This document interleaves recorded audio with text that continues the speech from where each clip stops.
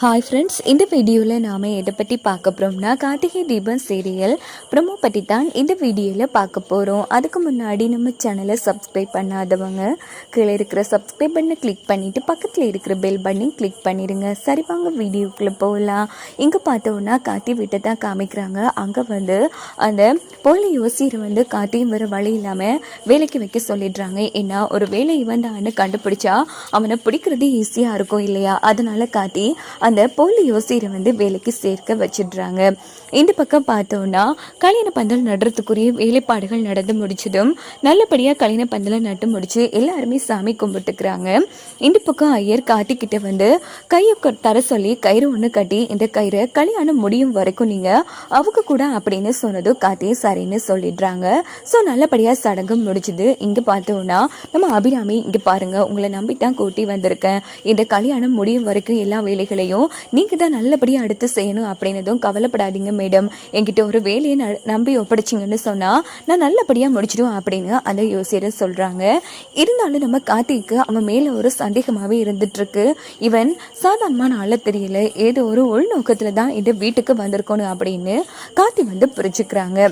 இங்கே பார்த்தோம்னா அன்றைக்கி நைட்டு ஃபுல்லாக அந்த ஆர்டிஸ்ட் நம்ம கார்த்தி சொல்லியிருப்பாங்க, அந்த போலீஸ் சாமியார் தாடியோடு இல்லாத மாதிரி வரும் மீசையோட ட்ரைவ் பண்ணி அனுப்புங்கன்னு. ஸோ அதே மாதிரி அவங்களும் வரைஞ்சி முடிச்சிடுறாங்க.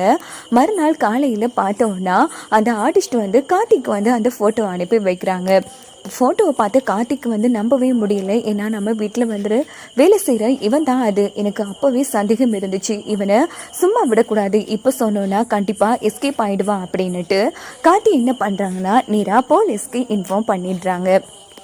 ஸோ நம்ம ரம்யா மறைஞ்சி பார்த்துட்ருக்காங்க. என்ன பண்ணுறாரு கார்த்தி அப்படின்னு. இங்கே பாருங்கள் சார், நம்ம தேடுற அந்த யோசியர் வேறு யாரும் இல்லை, நேற்று எங்கள் வீட்டில் வேலைக்கு சேர்ந்தவன் தான். நீங்கள் இங்கே வந்தீங்கன்னா அவனை ஈஸியாக கையும் களவுமாக பிடிச்சிடலாம் அப்படின்னதும் ரம்யா செம்மையாக அதிர்ச்சி ஆகிறாங்க. அட பாவி, அதுக்குள்ளே எப்படி கண்டுபிடிச்சான்? இதுக்கு வாய்ப்பே இல்லையே.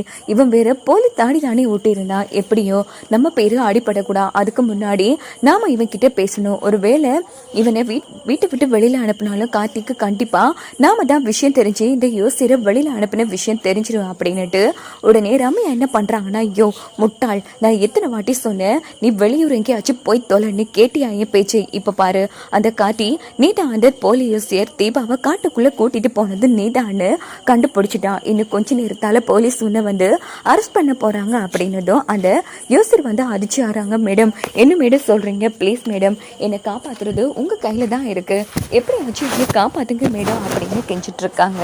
அப்போ நம்ம ரம்யா என்ன சொல்கிறாங்கன்னா, இங்கே பாரு, நான் சொல்கிற மாதிரி மட்டும் பண்ணு, உனக்கு எந்த பிரச்சனையும் இல்லை, எனக்கு எந்த பிரச்சனையும் இல்லை அப்படின்னதும் சரி சொல்லுங்க மேடம், அதுக்குள்ளே போலீஸ் வந்துட போகிறாங்க, நான் வேணும்னா ஓடி எஸ்கேப் ஆகட்டுமா? நீ எங்கே ஓடினாலும் சரி, கார்த்தி வளைச்சி செக் போஸ்ட் வச்சுருக்கான், கண்டிப்பாக எந்த போலீஸ்கிட்டையாச்சும் நீ மாட்டியே தருவ. அதனால் நான் சொல்கிற மாதிரி பண்ணினா எந்த பிரச்சனையும் வராது, நானே உன்னை பெயில் எடுக்க முயற்சி பண்ணுறான் அப்படின்னதும் சரி குயிக்கா சொல்லுங்க மேடம் அப்படின்னதும் இங்கே பாரு, இந்த வீட்டில் மைத்திலிங்கிற ஒருத்தி இருக்கா, அவள் ரொம்பவே மோசமானவ, என்ன எத்தனை தடவை பழி வாங்க துடிச்சிருக்கா தெரியுமா?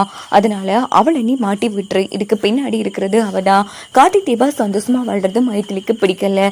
ஏன்னா அவள் ஆடம்பர வாழ்க்கை வளர்க்கப்படாது. ஏற்கனவே ஆரம்பத்துலேருந்தே தீபாவுக்கும் மைத்திலிக்கும் ஒத்து வராது. இப்போது நல்லவளா நடிச்சு தீபா வாழ்க்கையை பழி வாங்கிட்டேன் அப்படின்னு எல்லா பழியும் அவன் மேலே தூக்கி போட்டுரு அப்படின்னதும் சரி மேடம், நான் அப்படியே பண்ணிடுறேன் அப்படின்னு அந்த யோசியர் சொல்லிடுறாங்க.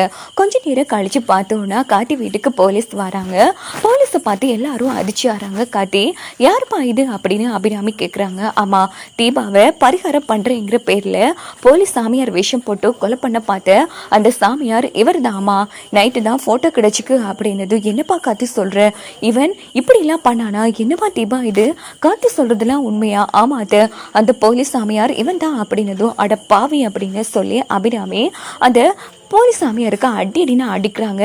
நீ நல்லா மாட்டாடா, எவ்வளோ தைரியம் இருந்தா இப்படி ஒரு காரியத்தை பண்ணிப்ப சொல்லுடா, இப்படி எத்தனை மக்களை ஏமாத்திருக்க சொல்லு அப்படின்னதோ. ஆமா அடிக்காதீங்கம்மா, எதுவாக இருந்தாலும் போலீஸ் பார்த்துப்பாங்க அப்படின்னதோ. ஆமா மேடம், நீங்கள் டென்ஷன் ஆகாதீங்க, இப்போதான் நீங்கள் உடம்பு சரியாகி வீட்டுக்கு வந்திருக்கீங்க, இந்த மாதிரி கேடு கட்டவனுங்களெல்லாம் நாங்கள் விசாரிச்சுக்கிறோம், நீங்கள் டென்ஷன் ஆகாதீங்க அப்படின்னதும் இந்த பக்கம் நம்ம கார்த்தி இப்போ சொல்லு, உனக்கு பின்னாடி இருக்கிறது யாரு? கண்டிப்பாக நீ இதை பண்ண வாய்ப்பே இல்லை, உன்னை நான் எத்தனை வாட்டி பிடிக்க வந்திருப்பான், ஆனால் அத்தனை டைம் எல்லாம் நீ எஸ்கேப் ஆகிட்டே இருந்த. கண்டிப்பாக என்ன சுற்றி இருக்கிற யாரோ தான் இவ்வளோ பெரிய திட்டம் போட்டு பண்ணியிருக்கணும். ஏன்னா நான் எனக்கு நியூஸ் தெரிஞ்சால் அடுத்த நொடியே நான் உங்களை பிடிக்க வரும்போது நீங்களாம் எஸ்கேப் ஆகுறீங்க. ஒழுங்கா இப்போ உண்மையை சொல்கிறியா இல்லை அதிகபட்ச தண்டனையா உனக்கு பல வருஷம் ஆயுள் தண்டனை கொடுக்கவா அப்படின்னது. சார் என்ன எதுவும் பண்ணிட வேணான்னு சொல்லுங்க சார்.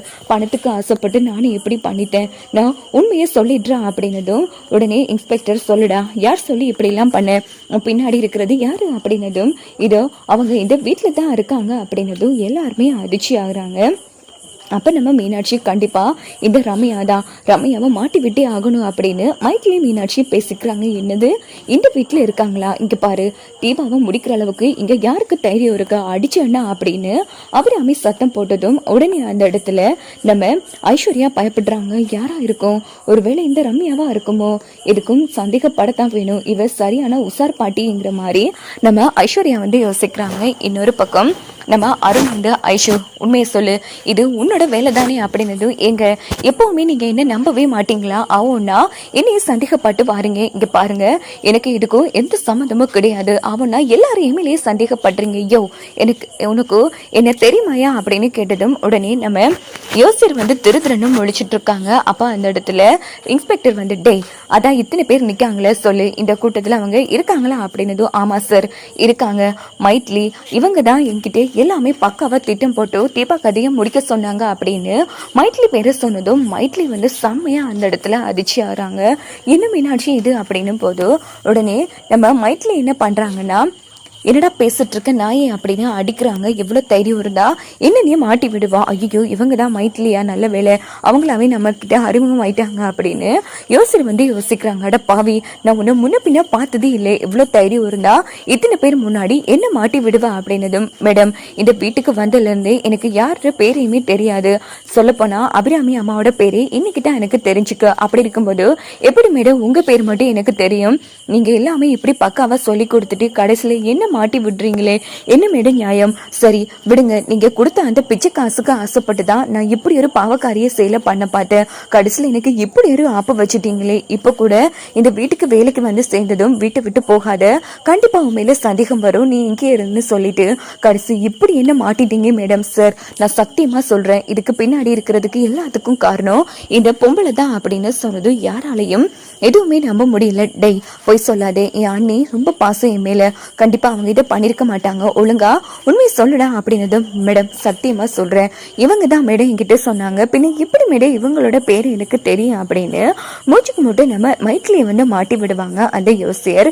ரம்யா வந்து செம ஹாப்பி ஆகுறாங்க. அதுக்கு வாய்ப்பே இல்லை, ஏ ரம்யா இது உன்னோட வேலை தானே, என்னடி என்ன பழி வாங்கணுங்கிறதுக்காக கடைசியில் அந்த யோசியர்கிட்ட என்ன மாட்டி விட பாக்குறியா அப்படின்னதும் இங்க பாருங்க மைட்லி, ஆரம்பத்துல இருந்தே உங்களை நான் பார்த்துட்டு தான் வரேன், எனக்கு ரொம்ப ஓவரா போயிட்டு இருக்கீங்க, எனக்குன்னு இதெல்லாம் தேவையா அப்படின்னு ரம்யா வந்து சத்தம் போடுறாங்க. காத்தி என்ன பண்றேன்னு புரியாம தவிச்சிட்டு இருக்காங்க. உடனே அபிராமி இங்க பாருங்க, இது எங்க குடும்ப விவகாரம், நாங்க பாத்துக்கிறோம், ஆனா இப்படி பணத்துக்கு ஆசைப்பட்டு இப்படி ஒரு காரியம் பண்ண பார்த்தால இவன் இனிமேல் மற்றவங்களுக்கு இப்படி பணத்துக்கு ஆசைப்பட்டு பண்ணக்கூடாது, இவனை அரெஸ்ட் பண்ணிட்டு என்ன தண்டனை கொடுக்க முடியுமோ கொடுங்க அப்படின்னதும் இன்ஸ்பெக்டரும் அந்த போலீஸ் சாமியாரை வந்து அரெஸ்ட் பண்ணிட்டு போறாங்க. அப்போ மைட்லி வந்து அத்தை மாமா என்ன நம்புங்க மாமா, நான் தீபாவுக்கு கெடுதல் நினைப்பன அப்படின்னதும் உடனே நம்ம ஜானகி வந்து இங்க பாரு மைட்லி, நீ எங்களோட மருமக இப்படி கேவலமான செயலெல்லாம் பண்ண மாட்டேன்னு எங்களுக்கு நம்பிக்கை இருக்கு, ஆனா எதுக்கு அவன் மாட்டி கொடுத்தா உன்ன, அதாம எங்களுக்கு புரியல அப்படின்னும் போது ஆமாமா மைட்லி நாங்க எல்லாருமே உன்னை நம்புறோம், கூடிய சீக்கிரம் அது யார் என்ன எதுன்னு கண்டுபிடிக்கலாம், ஆனா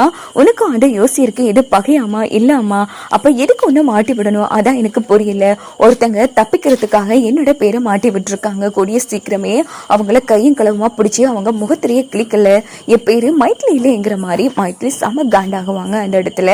இந்த பக்கம் நம்ம கார்த்திக்கிட்ட வந்து கார்த்திக் தீபா நீங்க ரெண்டு பேரும் என்ன நம்புறீங்களா, எனக்கு நீங்க ரெண்டு பேரும் முக்கியம் அப்படின்னதும் ஐயோ எனக்கு எப்படி பேசுறீங்க, சொல்ல போனா நீங்க தீபாவுக்கு இன்னொரு அம்மா மாதிரி, கண்டிப்பா நாங்க உங்களை நம்புறீங்கிற மாதிரி கார்த்திக் தீபா